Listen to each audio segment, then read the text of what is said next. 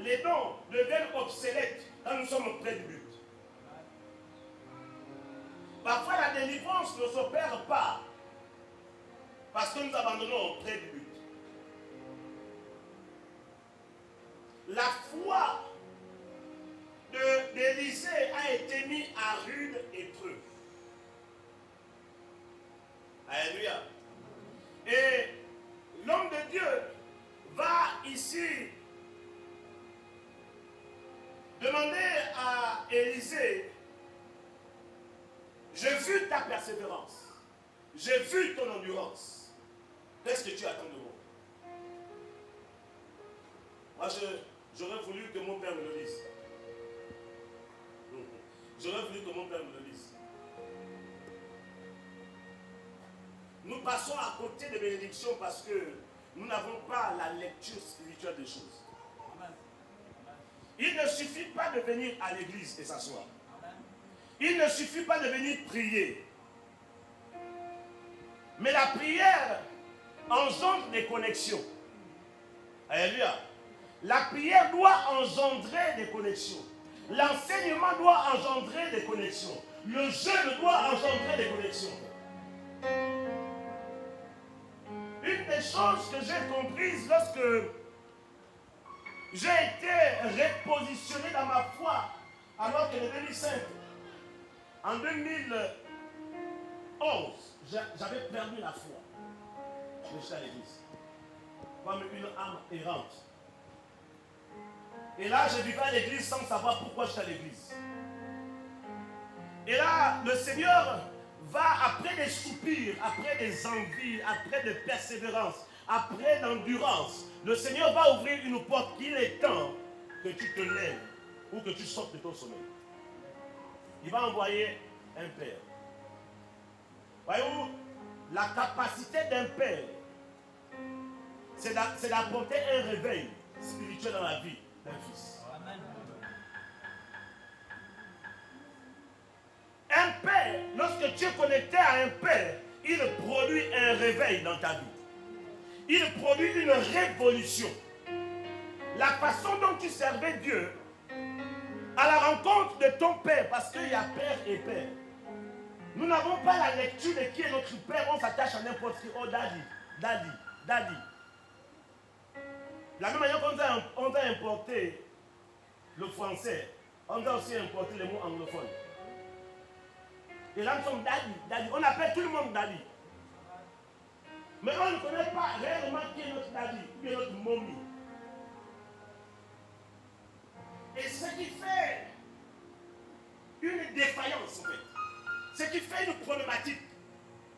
Et vous allez comprendre que les personnes qui sont instablement assises ont un problème d'évolution spirituelle. Les personnes qui sont mal positionnées, mal connectées, ont des problèmes pour grandir spirituellement. Voyez-vous, je suis en train de faire une expérience chez moi. J'ai pris plusieurs fleurs, notamment des manguiers. J'ai pris des ananas, des bourgeons d'ananas. Et je n'ai pas mis ça en terre, mais j'ai mis ça dans de l'eau, dans des vases d'eau. Et en chimie, l'eau transporte des données. Le fer, le zinc, il y a toutes ces choses-là, toutes ces valeurs-là, toutes ces richesses-là dans l'eau. Et j'ai voulu comprendre si l'eau était capable de faire pousser une plante sans terre. Et c'est magnifique. J'ai un jardin de fleurs sur moi. Des fleurs qui ne sont pas dans la terre, mais dans des vases d'eau. Et ça fleurit, ça pousse bien. Et j'ai compris que les mêmes valeurs minéraux qui sont dans la terre sont aussi dans l'eau. Amen. Qu'est-ce que je veux dire?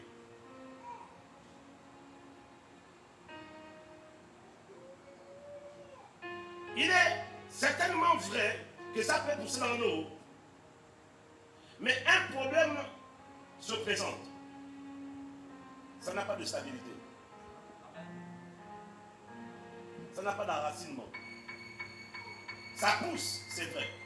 C'est verdoyant, c'est vraiment beau à voir. Mais ça n'a pas d'adhérence. Celui qui n'est pas ton père, lorsque tu es connecté à lui, amen, tu n'as pas d'adhérence. Tu vas voltiger de père en père.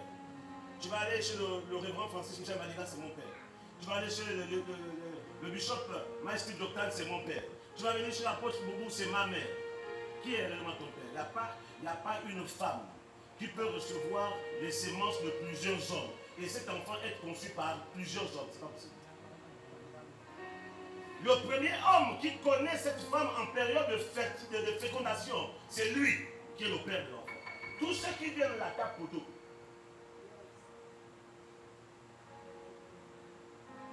Donc l'onction que reçoit l'enfant, c'est du géniteur, donc le tout premier, celui qui a semé la première semence.